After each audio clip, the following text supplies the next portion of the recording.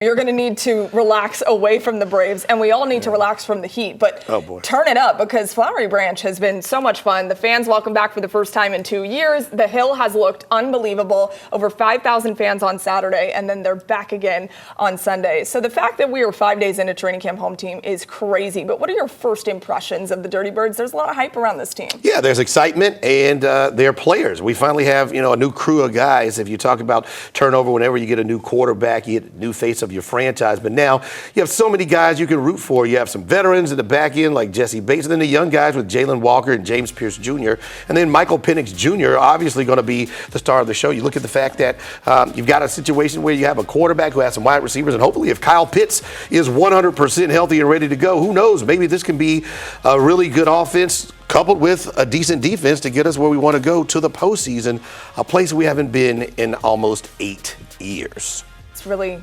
painful when you put it that way. It doesn't sound real. The owner, Arthur Blank, he talked on Saturday, and he said that he feels the best he has about not just the coaching staff, but the offense, the defense, special teams, all of the above. Fans echo that same sentiment. I mean, they were out in full force, just excited to be back because this team is exciting.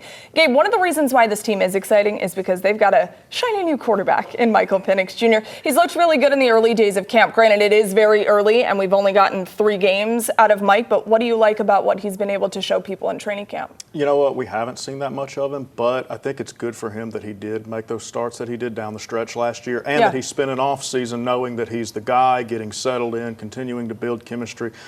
I've said it on here before, that ball, it just explodes off his arm. I mean, that is a really live arm. This is a guy that, I mean, the arm talent, the ability, I mean, certainly if he puts it together, you could see a top 10 type of quarterback eventually. So how good is he going to be now? It remains to be seen, right? I mean, I think all of us were pretty encouraged, generally speaking, about what we saw from him last year. So we'll see. He's got a lot of weapons around him, but I mean, make no mistake, this team, home team laid it out well. This team has better depth. There's plenty of reasons to be excited. People are excited because of him. He's the number one reason for excitement for all those people there. If you look at some of the good that happened last year, your offensive line was a really good offensive line, able to run the ball. Bijan Robinson, a Pro Bowler, and Drake London caught all those balls because they had time for the quarterback to throw. So he was 4th in the NFL in receiving yards. If you can build upon that and figure out what the defense is going to be, don't get off to a bad start. This could be a really fun and a season that pays off for the fans' hopes that have been there for a long, long time. Continuity on the offensive line also helps as well. The only thing that is a different chess piece would be the center at this point. So new blindside tackle for Michael Penix Jr., but everything else remains the same. That is very good. Let's talk about Kyle Pitts for a second. You brought him up earlier, Gabe. This is someone who has faced a lot of scrutiny. His rookie year was fantastic. He makes a Pro Bowl his rookie year, breaks a franchise record, and then falls off a bit. He's dealt with some injuries. He's dealt with a ton of different quarterbacks. He's on his 6th quarterback in 5 years, by the way, which is unbelievable. But Kyle has looked different to me. More mature, but he cares less maybe when it comes to the outside noise. But Kyle's been impressive, Gabe. What kind of a season does everyone need Kyle to have in his contract year? Well, if he's healthy, he can be as good as he wants to be. That's never been, I mean, we've all seen the talent going back to Florida. I mean, he really is just a special kind of one-of-one ability, and it hasn't come together consistently. I think you nailed it when you just said contract year. And, a lot of guys just kind of recognize, and this is not a knock, but a lot of guys recognize, like, if I'm playing for a bigger deal now. I'm playing for an opportunity to either stay here, play somewhere else.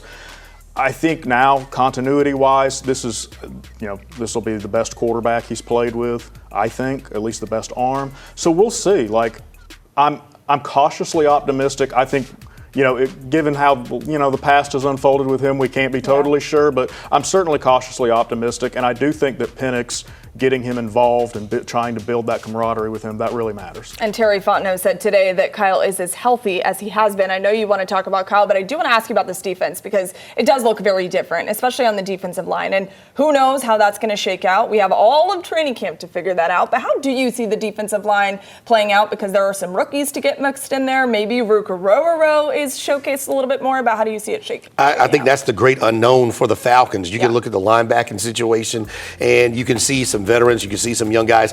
The defensive line losing Grady Jarrett, who would have been your senior statesman on the D-line and the guy who could teach the young guys like Ruka Roro the ropes. We just don't know. And so the veterans you do have, you're in a situation where they have to prove it, and that is a weak link of the defense. Their run defense was not good for the majority of the season, and at the end of the year, it was a reason why they didn't end up going to the playoffs, in my opinion. That being said, if they are able to show early that you can't run all over them, I don't know if it's going to be one person.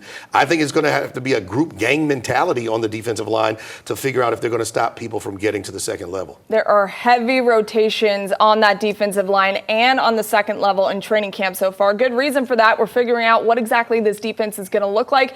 And they were very spirited on Sunday. I talked to ESPN's Mark Raimondi all about that. Here now with the Falcons guru himself. Where? ESPN's Mark Raimondi. He covers the Falcons for ESPN. And Mark, this has been an awesome training camp so far for the Falcons. A lot of high expectations for this team, but let's start with the quarterbacks because we can't talk about them enough, clearly. Sure.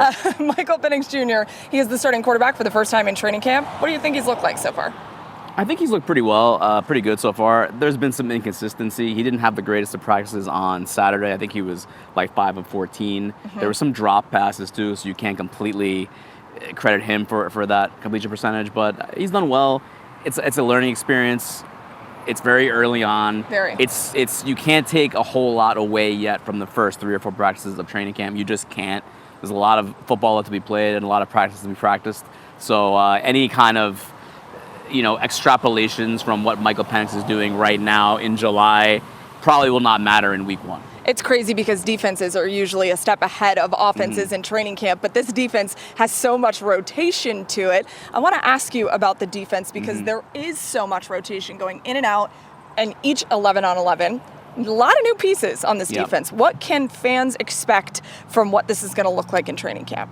It's first of all, the intensity of the defense has been, and I think we'll talk about that in a second, but that has been like night and day compared to last year. It's unbelievable. I feel like the defense has definitely really, really come out with a chip on its shoulder from the jump, and there are a lot of younger players on the defense this year. 4 rookies who are getting like regular playing time with the first and second teams, because we saw Xavier Watts and Billy Bowman Saturday play with the ones, and Jalen Walker, who did not practice today, but him and James Pierce have been with the ones as well so far during training camp. So we're going to be seeing a lot from the younger guys. It's a faster defense than it was. Divine Diablo is a guy that has caught people's eye as a middle linebacker, and I think that was the issue last year for the Falcons, right? It was the defense, pass rush as well as secondary, and it looks like with Jeff Ulbrich, the new defensive coordinator, things are getting cleaned up. High expectations on that side of the ball for sure. Jeff Ulbrich singled out Ruka Roro. I asked him about him. He said he loves the way he's been in camp so far. He said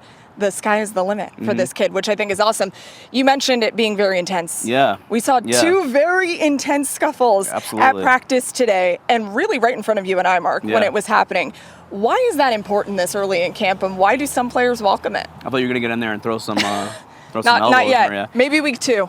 So it seemed like James Pierce Jr. has come out with an intensity in his rookie year at his first training camp. It's awesome. And it might have been a little bit too much today because Matthew Bergeron, left guard, and Caleb McGarry, right tackle, definitely took umbrage with whatever it was that they thought that James Pierce was doing, because both of them had their helmets off screaming at him, and Leonard Floyd, the edge rusher, had to come to Pierce's aid and both those things. And it was like a whole big scrum with different players, and we didn't really see a whole lot of that last year. And I think that also speaks again to what we were talking about a second ago, the intensity. The defensive intensity has changed quite a bit. It's a marked difference, and you want, and Jeff Ulbrich said this too, like you want that. You do want the intensity. You do want, it's football. It's a violent game. It's an aggressive game. You want that. You just don't want it to go too far. And it went a little bit. There were some punches thrown. I covered the UFC for a long time. I didn't see any really good punches thrown, if I'm being honest. But there were some things going on, and but you want to temper that, but harness it, and I think that's what they're trying to do. Yeah, the intensity that's been early is something that has been very evident for the Falcons so far. Intensity from Mark Raimondi on his reporting too. Great intensity from you, Mark. Thank you so much. Appreciate it, guys. Hang with us. We'll be right back with a lot more.